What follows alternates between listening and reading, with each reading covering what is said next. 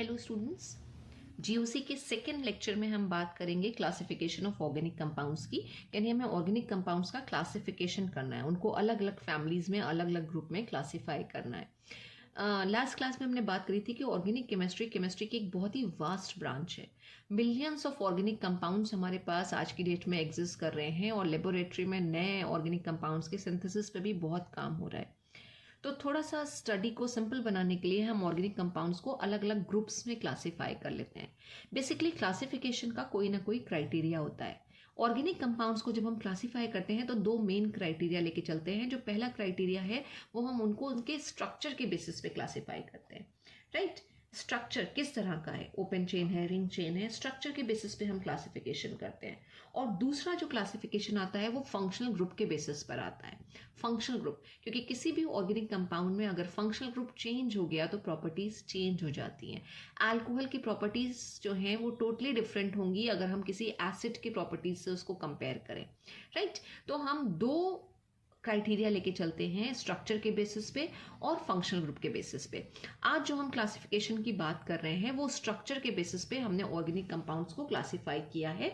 और जब हम स्ट्रक्चर के बेसिस पे ऑर्गेनिक कंपाउंड्स को क्लासिफाई करते हैं तो हमारे पास दो मेन ग्रुप आ रहे हैं। पहले ग्रुप को हम बोल रहे हैं ओपन चेन या फिर एसाइक्लिक या फिर एलिफैटिक कंपाउंड्स का। और दूसरा जो हमारे पास ग्रुप है वो है क्लोज चेन और साइक्लिक कंपाउंड का। अब नाम से ही पता चल रहा है, अगर हम ओपन चेन की बात कर रहे हैं, ओपन चेन मतलब कार्बन एटम्स की एक ऐसी चेन जिसके जो टर्मिनल कार्बन्स होंगे, टर्मिनल कार्बन किसी भी चेन का फर्स्ट और लास्ट कार्बन होता है, तो जो टर्मिनल कार्बन्स होंगे उसका एक एंड फ्री होगा, यानी वो कहीं भी किसी के साथ कनेक्टेड नहीं होंगे। उसमें कोई साइक्लिक स्ट्रक्चर या रिंग स्ट्रक्चर बन के नहीं आ रहा होगा, इसीलिए वो कहलाते हैं ए साइक्लिक। ए मतलब absent, cycle ring structure is absent, इसलिए उसे हम बोलते हैं एसाइक्लिक। और ऐसे कंपाउंड्स को हम एलिफैटिक भी बोलते हैं, aliphatic compounds, right. Aliphatic word जो है वो एक ग्रीक वर्ड से आया है, एलिफेटोस। एलिफेटोस मीन्स होता है फैट। तो बेसिकली ये चीज मानी जाती थी पहले कि ये जो कंपाउंड्स हैं, ये साइक्लिक या ओपन चेन कंपाउंड्स जो हैं, जिसमें हमारी तीन कैटेगरी आती हैं, एल्केन, एल्कीन और एल्काइंस की, वो सारे के सारे फैट से ऑब्टेन हो रहे हैं, राइट। फैट या फिर फैटी एसिड्स के साथ। तो वो जो कंपाउंड्स हैं वो फैट्स के कंपाउंड्स हैं।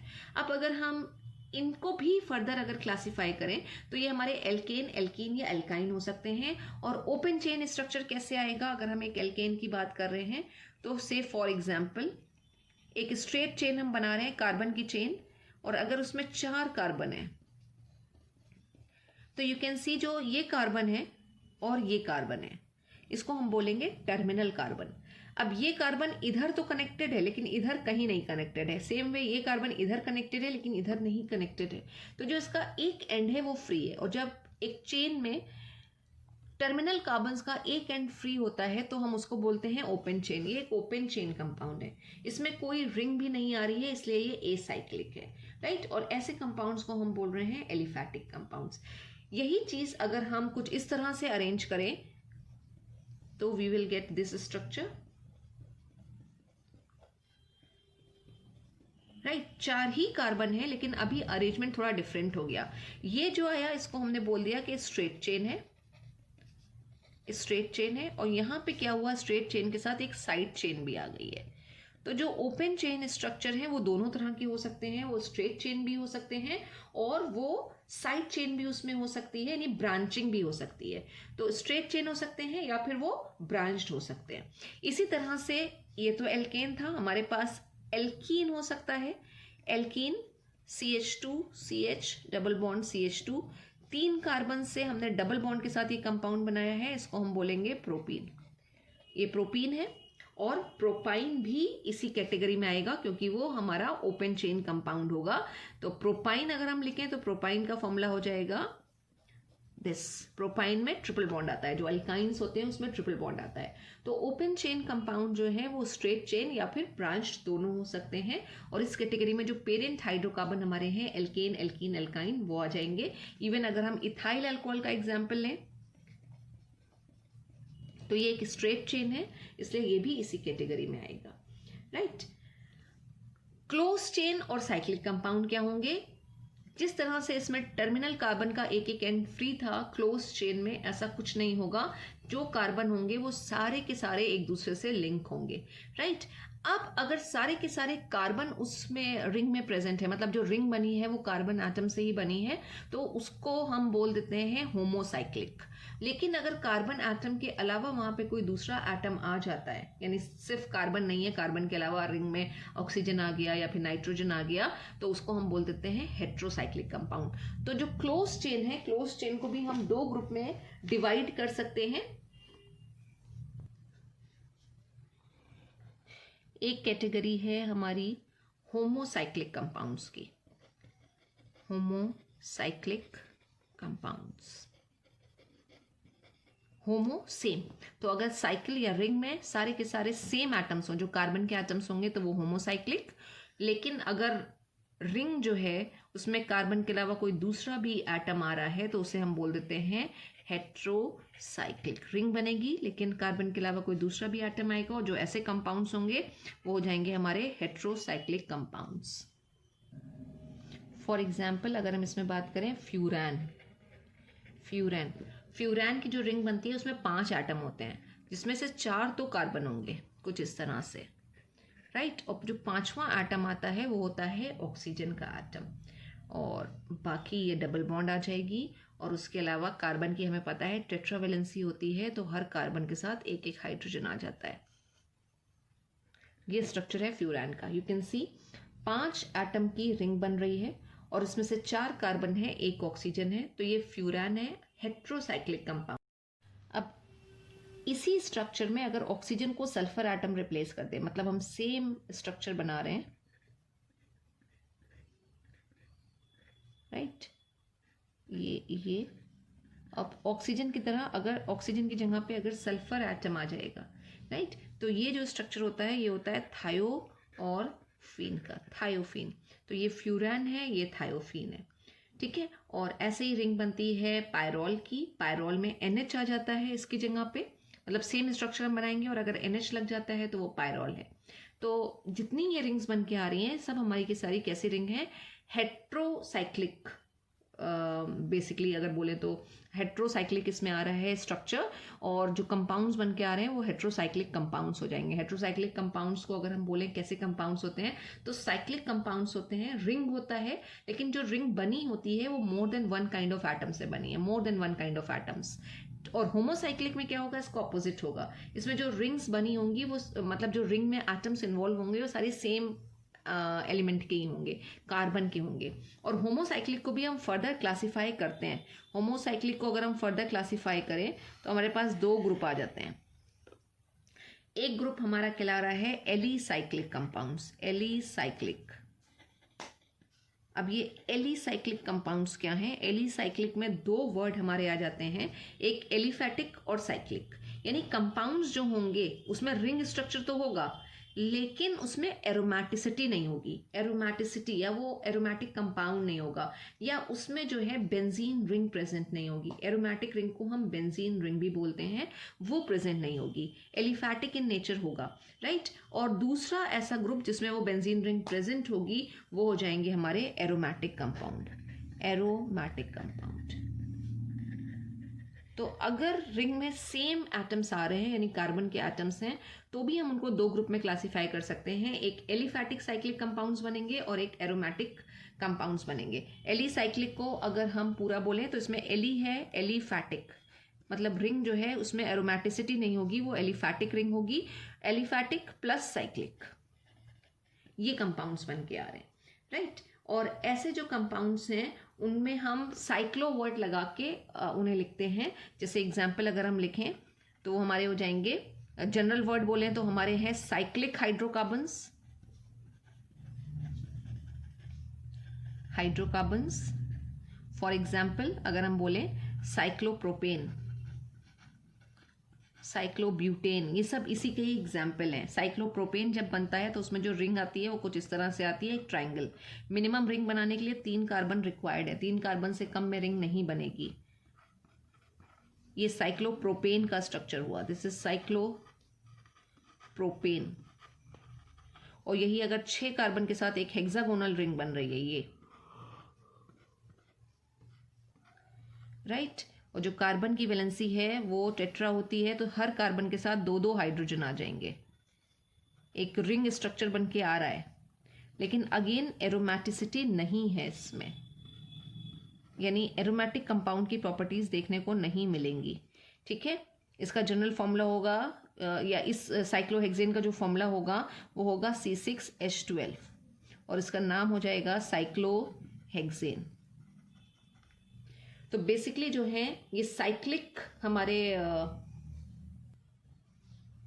साइक्लो एल्केन्स भी हम बोलते हैं, और साइक्लो एल्केन्स का जब जनरल फॉर्मूला आता है तो वो जनरल फॉर्मूला आता है CnH2n, बिल्कुल एल्कीन की तरह ही। वैसे जनरल फॉर्मूला होता है CnH2n +1 - G, इसमें G जो है वो नंबर ऑफ रिंग को रिप्रेजेंट करता है और यूजुअली एक ही रिंग होती है, तो +1 और -1 जो है वो कैंसिल हो जाते हैं, जनरल फॉर्मूला आ जाता है CnH2n, राइट। तो ये हमारे हो गए एलिफैटिक साइक्लिक कंपाउंड। अब अगर हम एरोमेटिक कंपाउंड्स की बात करें तो एरोमेटिक कंपाउंड्स ऐसे कंपाउंड्स होते हैं जिसमें कम से कम एक बेंजीन रिंग प्रेजेंट हो, ठीक है, कि consist of at least one benzene ring, at least one benzene ring, कम से कम एक बेंजीन रिंग जरूर होनी चाहिए। अब क्वेश्चन ये है कि ये बेंजीन रिंग क्या है, तो बेंजीन रिंग को हम बोलते हैं अ 6 मेंबर्ड, यानी 6 इसमें जो है मेंबर होंगे और वो सारे के सारे जो मेंबर होंगे वो कार्बन होंगे, इसलिए हम इसे बोलते हैं कार्बोसाइक्लिक, 6 मेंबर्ड कार्बोसाइक्लिक रिंग। अभी इतने बात खत्म नहीं हुई है। रिंग के अंदर क्या होना चाहिए, having alternate single and double bond, alternate single and double bond. अगर ऐसा कोई अरेंजमेंट है तो वो रिंग कहलाएगी benzene ring, alternate single and double bond उसके अंदर आना चाहिए, ठीक है। अब इन कंपाउंड्स को एरोमेटिक कंपाउंड्स क्यों कहते हैं, जैसे एलिफैटिक की बात करी तो एलिफैटिक जो है वो ग्रीक वर्ड एलिफेटोस से डिराइव हुआ है जिसका मतलब होता है फैट। वैसे जब हम एरोमेटिक कंपाउंड की बात करते हैं तो ये भी एक ग्रीक वर्ड से डिराइव हुआ है और इसका जो मीनिंग होता है मतलब ये अरोमा वर्ड से आया है और जो अरोमा का मीनिंग होता है वो होता है स्वीट स्मेल। तो ऐसे कंपाउंड जो है एरोमेटिक कंपाउंड, उनकी अपनी एक कैरेक्टरिस्टिक स्मेल होती है। जैसे नैप्थलीन आपने देखा होगा घर में, जो नैप्थलीन बॉल्स हैं अगर वो आपको कहीं दिख भी नहीं रही हैं, आप उनको उनकी अरोमा से, उनकी स्मेल से आप उसको पहचान सकते हैं कि वो कौन सा कंपाउंड होगा। तो बेसिकली जो एरोमेटिक कंपाउंड होते हैं उनमें अपनी एक कैरेक्टरिस्टिक का मतलब कि वो पर्टिकुलर स्मेल और किसी के साथ रिलेट नहीं करेगी और किसी कंपाउंड की नहीं होगी, तो उनकी अपनी एक कैरेक्टरिस्टिक स्मेल होती है, इसलिए उन्हें बोला जाता है एरोमेटिक कंपाउंड। और एरोमेटिक कंपाउंड का जो पेरेंट हाइड्रोकार्बन है वो है बेंजीन, जिसके अंदर सिर्फ एक रिंग प्रेजेंट होती है, राइट। और किस तरह से हम बनाते हैं, ये एक हेक्सागोनल रिंग हम बनाते हैं, 6 कार्बन की रिंग होगी, सारे के सारे जो एटम्स होंगे कार्बन होंगे और हर कार्बन के साथ एक हाइड्रोजन आता है और alternate single and double bond है। मतलब यहां से अगर हमने डबल बॉन्ड शुरू करी तो ये यहां सिंगल आएगा, फिर डबल, फिर सिंगल और फिर डबल। इस अरेंजमेंट को हम बोलते हैं alternate single and double bond arrangement, जिसको हम कॉन्जुगेशन भी बोलते हैं। तो ये जो स्ट्रक्चर आया ये बेंजीन का स्ट्रक्चर है। इसी तरह से अगर 2 रिंग आपस में फ्यूज्ड हो, ठीक है, बेंजीन को हम ऐसे भी रिप्रेजेंट करते हैं, ये राइट। कार्बन और हाइड्रोजन हम नहीं शो कर रहे हैं और जो बेसिकली इलेक्ट्रॉन्स या डबल बॉन्ड वाले इलेक्ट्रॉन्स होते हैं वो आपको पता है पाई इलेक्ट्रॉन्स होते हैं। तो जिसमें पाई इलेक्ट्रॉन से कंटिन्यूअस रोटेट करते रहते हैं, इसीलिए हम इसके अंदर ये पाई इलेक्ट्रॉन कुछ ये सर्कल बना के दिखाते हैं, आइदर डॉटेड या फिर ये कंप्लीट सर्कल बना के दिखा देते हैं। तो बेंजीन को हम इस स्ट्रक्चर से भी रिप्रेजेंट करते हैं और बेंजीन का अगर फॉर्मूला बोलें तो the formula of benzene is C6H6। तो अगर एक सिंगल रिंग है तो वो बेंजीन है, लेकिन अगर ऐसे 2 फ्यूज्ड रिंग प्रेजेंट है, फ्यूज्ड का मतलब होता है आपस में जुड़ी हुई, राइट। ये इस तरह से आपस में जुड़ी हुई अगर रिंग्स आती हैं तो ये जो स्ट्रक्चर है ये है नैप्थलीन का स्ट्रक्चर, नैप्थलीन, राइट। अब देखिए इसमें ये दोनों फ्यूज्ड हैं तो नंबर ऑफ कार्बन्स अगर हम काउंट करें कितने कार्बन्स आएंगे, 1 2 3 4 और 5 6 देन 7 8 9 10। तो नैप्थलीन में जो टोटल कार्बन आ रहे हैं वो हैं 10। और हाइड्रोजन कितने होंगे, हर कार्बन के साथ एक हाइड्रोजन होता है, और अगर ये यहाँ पे रिंग आके लगी है तो इसका मतलब हाइड्रोजन हटा होगा तभी आके यहाँ पे रिंग लगी है। तो जो फॉर्मूला आएगा नैप्थलीन का C10H8, और यही अगर 3 रिंग हो फ्यूज्ड, 3 बेंजीन रिंग आ रही हैं फ्यूज्ड, या 3 एरोमेटिक रिंग आ रही हैं फ्यूज्ड, राइट, ये फ्यूज एक दूसरे से बिल्कुल मिला के आपको बनाना है, राइट। अब इसमें कितने कार्बन होंगे, अगर हम कार्बन को काउंट करें, जरा काउंट करिएगा, 1 2 3 4 और 5 6, राइट। उसके बाद 7 8 9 10 11 12 13 14, तो कार्बन कितने आ रहे हैं 14। और जब हम हाइड्रोजन को काउंट करेंगे तो हाइड्रोजन जो है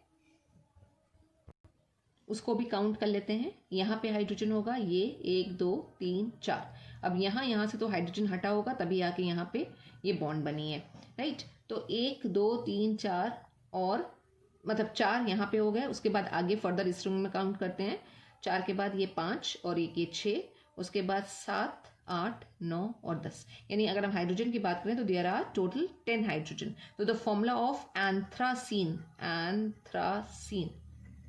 इज C14H10।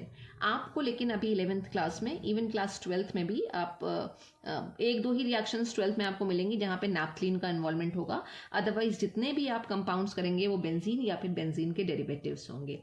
और बेंजीन रिंग की हमने डेफिनेशन अच्छे से समझ ली, क्योंकि आपको इसी पे ही फोकस करना है।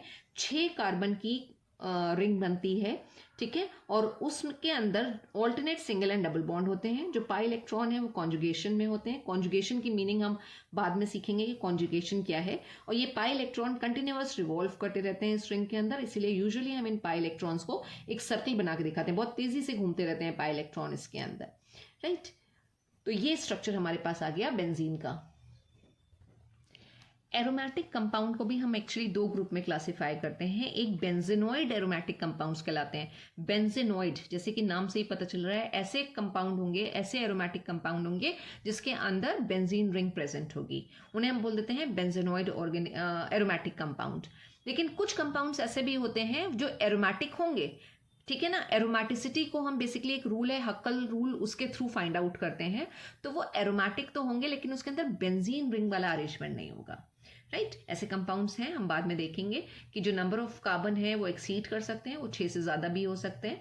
तो 6 से ज़्यादा कार्बन है, एरोमेटिक कंपाउंड है, लेकिन बेंजीन रिंग मिसिंग है। तो अगर बेंजीन रिंग मिसिंग है या बेंजीन रिंग एब्सेंट है तो वो कंपाउंड्स कहलाते हैं non benzenoid compounds, non benzenoid. तो और एरोमेटिक कंपाउंड भी 2 ग्रुप में आ गए, एक जिसमें बेंजीन रिंग है वो बेंजेनॉइड, और जिसमें बेंजीन रिंग नहीं है, बेंजीन रिंग के अलावा दूसरी रिंग आ रही है, एरोमेटिक रिंग है लेकिन 6 कार्बन से ज्यादा हो रहे हैं वहां पे, तो वो हमारे कहलाते हैं नॉन बेंजेनॉइड कंपाउंड्स। तो this is about classification of organic compounds. Thank you so much students.